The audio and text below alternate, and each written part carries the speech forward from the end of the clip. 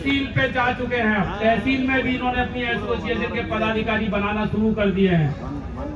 मैं दीपेश भाई पटेल से कहूंगा कि अपनी बात को संक्षेप में रखें और आप अपने दल बल के साथ आए हैं, आपका हम तहे दिल से स्वागत करते हैं।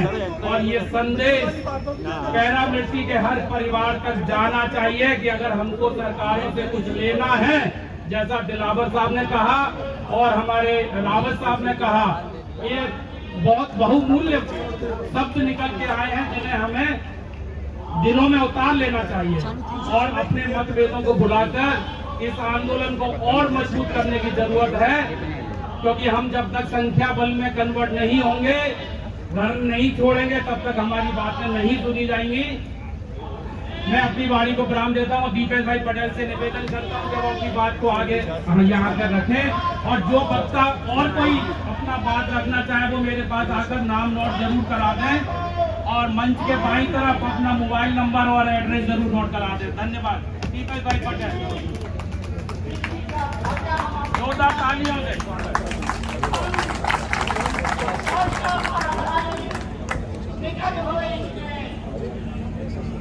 सबसे पहले दूर दूर सभी राज्यों से आप इस पैरामिलिट्री के हक की लड़ाई के लिए यहाँ पर आए, उसके लिए मैं आप सबका तहे दिल से शुक्रिया करता हूँ, नमन करता हूँ, वंदन करता हूँ। सभी को बिग सैल्यूट।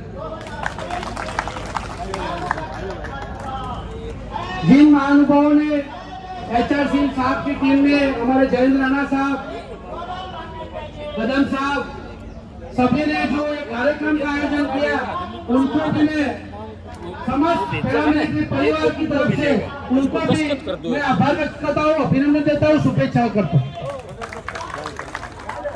सभी से पहले मेरा निवेदन है कि बड़ी बुलंद आवाज से एक जय घोष किया जाए। क्या संसद की दीवार भी हिलनी चाहिए कि आज पैरामिलिट्री के सभी राज्यों से पदाधिकारी आए हैं। ये ट्रेलर है, पिक्चर अभी बाकी है। भारत माता की दोनों आवाज, प्रचंड आवाज, मुट्ठी बीच के इतनी आवाज होनी चाहिए।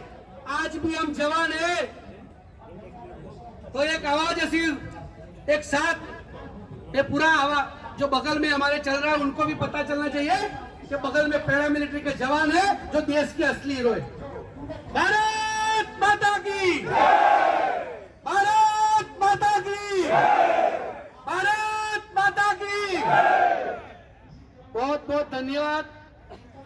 विशेष सभी को मैं विनती करूंगा, प्रार्थना करूंगा कि हमारे साथ हमारी बहनें जो खड़ी हुई है उनके लिए सभी एक बार जोर तालियों से उनका अभिवादन कीजिए। और एक विनती करूंगा, हमारे जो महानुभाव है उनको थोड़ा स्टेज पे खड़े होने के लिए विनती करूंगा। HR सिंह साहब प्लीज सर थोड़ा ऊपर आ जाइए। सभी साहिबान साहब, सभी अधिकारी साहब प्लीज सर। राणा साहब आप भी आइए, रणवीर साहब, कदम साहब, बलवीर साहब, दत्ता साहब,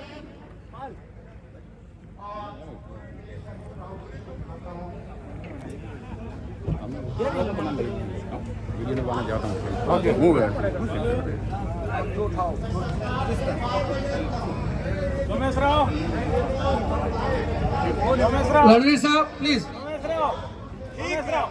तुलसी भाई, सब है। एक बार इनके लिए भी बहुत भारी आवाज से इनको अभिवादन करते हैं जो सदन पर हमारे पैरामिलिट्री के लिए आवाज। और खास अभी आप लोग ताली मत बजाइए, जिनका अपने साथ दिया है ये सभी मानव को बोलूंगा उनके लिए ताली बजानी चाहिए। आप लोग असली ताकत हो, आप नहीं होंगे ये जीरो है, सभी जीरो है। आप हो तो हम है, हम नहीं है तो कोई नहीं। बहुत बहुत धन्यवाद सर। और इस देश में पैरामिलिट्री का, मैं गुजरात से हूं और हमारे माननीय यशस्वी प्रधानमंत्री श्री नरेंद्र मोदी साहब हर चीज का एक मतलब निकालते हैं। कभी भी कहीं भी जाए तो एक मतलब निकालते हैं, तो हमें भी हमारे वहां के आदर से, तो पैरामिलिट्री का मतलब मैंने भी निकाला है। पैरामिलिट्री यानी पहला, रा यानी राष्ट्रीय।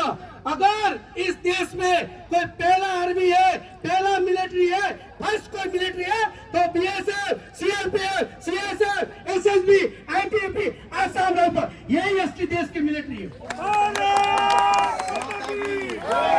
जो देश की सड़क की सुरक्षा, आंतरिक सुरक्षा, हमारे प्रधानमंत्री साहब भी हमारे बलबूते पर सुरक्षित है, ये हमारे लिए गर्व की बात है।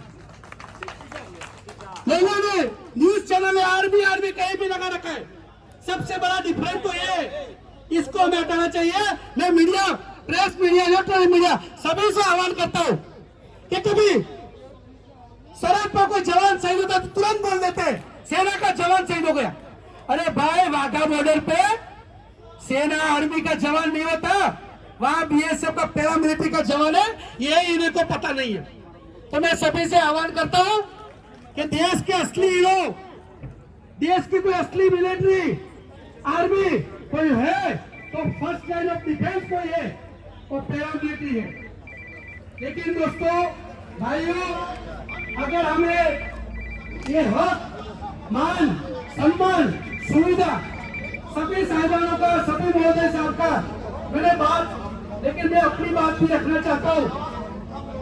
हम अपनी बात करेंगे तो कोई नहीं सुनेगा। ये हमारी लड़ाई पैरामिलिट्री की लड़ाई नहीं लड़ रहे, ये लड़ाई देश हित, राष्ट्र हित, देश के सभी नागरिकों के लिए। राष्ट्र सर्वोपरि है, देश सर्वोपरि है, कोई मंत्री नहीं है, देश के आगे सभी जुड़े हैं। इस देश को अगर संभालना है तो सरकार को मैं जल्दी से आह्वान करता हूं कि सरकार जल्द से जल्द इस गंभीर मुद्दे पर अपना निर्णय जाहिर करे। High court, Delhi high court ने तो अपना बयान दे दिया, लेकिन अगर जल्द से जल्द नहीं होगा तो देश पर बड़ा भारी संकट है, क्योंकि मनुष्य एक सामाजिक प्राणी है। हम आप सभी पहले अपने परिवार का पालन पोषण के लिए इस फोर्स में गए थे कि नहीं? अगर गए तो आप चिंता करिए। लेकिन जैसा देश वैसा वेश, जैसा संग ऐसा रंग। जब हम 2 साल, 4 साल, 5 साल उसमें गुजारते हैं, उस माहौल में रहते हैं, तो हमारे लिए देश भावना आती है। लेकिन सबसे बड़ी बात, घर की परेशानी, मेरी बुढ़ी माँ बीमार है, मेरा लड़का क्या करेगा, मेरी औरत क्या करेगी, परिवार की चिंता हमारे को रहती है। इसलिए हमारे पेंशन था, तो पेंशन था तो सबसे बड़ा टेंशन था कि यहाँ सरहद पर जो मैं ड्यूटी कर रहा हूँ उसमें थोड़ी बहुत ऊंच नीच हो गई, कोई स्मगलर क्रॉस हो गया, आतंकवादी क्रॉस हो गया तो मैं सस्पेंड होऊंगा, मेरे को जेल में डालेंगे, फांसी लगा देंगे, परिवार के ऊपर लांछन होगा कि भाई तेरा बाप देशद्रोही था, गद्दार था, तेरा माँ, तेरा पति, तेरा हस्बैंड गद्दार था। तो ये सब बातें हमारे दिमाग में थी। मनोवैज्ञानिक हमारे अंदर ये बीमारी रहती है कि नहीं, हमें अलग ड्यूटी करना पड़ेगा। जब हम लोग इतनी अलग ड्यूटी कर रहे थे तब भी संसद के ऊपर हमला हुआ, होटल ताज पे हमला हुआ, हमारे गुजरात में अक्षता ऊपर हमला हुआ, 2019 में बड़ा सा हादसा हुआ, सीआरपी के हमारे जवान। तो ये सब हम इतना एक्टिव ड्यूटी कर रहे थे, फिर भी इतने हमले हुए। तो एक बार सोचिए आप, नो पेंशन नो टेंशन, हम अपनी सोसाइटी के लिए अच्छे चौकीदार, हमारी कोई कंपनी होगी तो उसके लिए अच्छे चौकीदार को अपॉइंटमेंट करते। तो ये तो देश का सवाल है, देश के नागरिकों का सवाल है सुरक्षा का। नो पेंशन नो टेंशन वाला हमारा जवान कहीं गलत मार्ग पर चला गया, उसके दिमाग में रहेगा मेरे बच्चे को पढ़ाना है, बूढ़ी माँ का इलाज कराना है, कहीं वो तारबंदी गिरने की जगह ताला खोलना शुरू कर दिया। तो हम पहले की जब जीते 48 की तरह, उससे पहले जो गुलाम था, हम साथ हमारे साथ जो काउंटर देश की जो सीमा लगती है, वो लोग कहीं आक्रमण करेंगे, हम फिर से देश गुलाम ना हो जाए। इसलिए मैं यहाँ से आह्वान करता हूँ हमारे प्रधानमंत्री से और गृह मंत्री से, समझ आज की सरकार को इस मुद्दे को पैरामिलिट्री का अंगत मुद्दा ना माना जाए। देश हित का प्रश्न है, राष्ट्र हित का प्रश्न है, तो देश के जवानों का मनोबल बढ़ाने का किए। सबसे पहले 2004 के बाद अपने पेंशन बंद किया, वो मुद्दा सोल्व कर दीजिए। जब देश एक है, राष्ट्र एक है, तो देश के दोनों जवानों में दीनता जो है वो खत्म किया जाए। और मैं उसके लिए बोलना चाहूंगा कि उसके लिए हमें क्या करना पड़ेगा। यहाँ आज हम जितने इकट्ठा हुए उनको एक प्रण लेके जाना पड़ेगा, चाहे कितनी भी दिल्ली में एसोसिएशन हो, उन सबको हमें क्या याद रखना है। रणवीर जी याद नहीं रखने, हमें याद रखना है हम किसके लिए लड़ रहे हैं। हम पैरामिलिट्री के लिए लड़ रहे हैं, चाहे कोई भी हो। जब आवाज आए हम सबको यहाँ आना है। शॉर्ट टाइम में सभी संगठन मिलकर एक बड़ा सा कार्यक्रम आयोजित किया जाएगा। उस कार्यक्रम में मैं सभी से आह्वान करता हूँ, प्रार्थना करता हूँ, आप एक बंदे आए हैं, 100 बंदे लेके आइए, उनको जागरूक कीजिए, वहाँ गांव तक जिए। बलवीर साहब की तरह मैंने उनकी भी बात सुनी, वो भी गांव एक एक्टिवा या एक बाइक लेके आप जाओगे, 100 रुपए का पेट्रोल भराओगे, कितना किलोमीटर चल सकते हो? 80 या 60 किलोमीटर नॉर्मल। एक तहसील के अंदर कितने गांव आते हैं? 70 गांव आते हैं। क्या आप ये नहीं कर सकते? हमारा काम है प्रॉपर चैनल, राष्ट्रीय स्वयं सेवक आरएसएस से हमें सीखना पड़ेगा। आरएसएस हमारे से ऊपर नहीं है, हम उनसे ऊपर है। अगर पैरामिलिट्री के जवान हो वो सभी अपने गांव तक एक संगठन करेंगे, तो आने वाले समय में निश्चित मानिए हमारी मांग चपटी में सोल होगी। तो मैं ज्यादा काफी बात 30 जिसे राणा साहब ने बताया, उसी तरह गुजरात के 33 डिस्ट्रिक्ट का भ्रमण किया है। सभी 4887 गांव खूब घुमाऊं और 4000 से ऊपर आदमी को मैं नेम जानता हूं। अगर मैं 4000 आदमी को जानता हूं तो मैं एचआर सिंह साहब को भी बोलूंगा, आप भी गांव घूमना शुरू कर दीजिए। रणवीर जी आप भी गांव घूमना शुरू कर दीजिए। बलवीर जी आप भी गांव घूमना शुरू कर दीजिए। सभी लोग गांव घूमिए, दिल्ली में बैठने के बजाय लोगों के घर जाना शुरू कर दीजिए। अगर हम दिल से हमारे टायर छूट जाएंगे, उस दिन किसी को बुलाना नहीं पड़ेगा, वो स्वयं इधर आएगा। अरे हम तो घूम ही रहे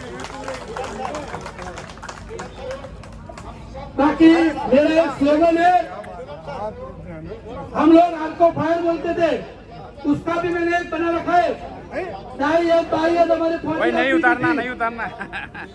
तो हमारा अभी संगठन का स्लोगन है, जहाँ मैं खड़ा हूँ जंतर मंतर से मेरे गांव तक, मेरे राज्य तक, मेरे जिले तक, जब तक पैरामिलिट्री के जवान को मान सम्मान सुविधा हक नहीं मिलेगा, तब तक आखिरी दम तक लड़ता रहूंगा श्रीमान।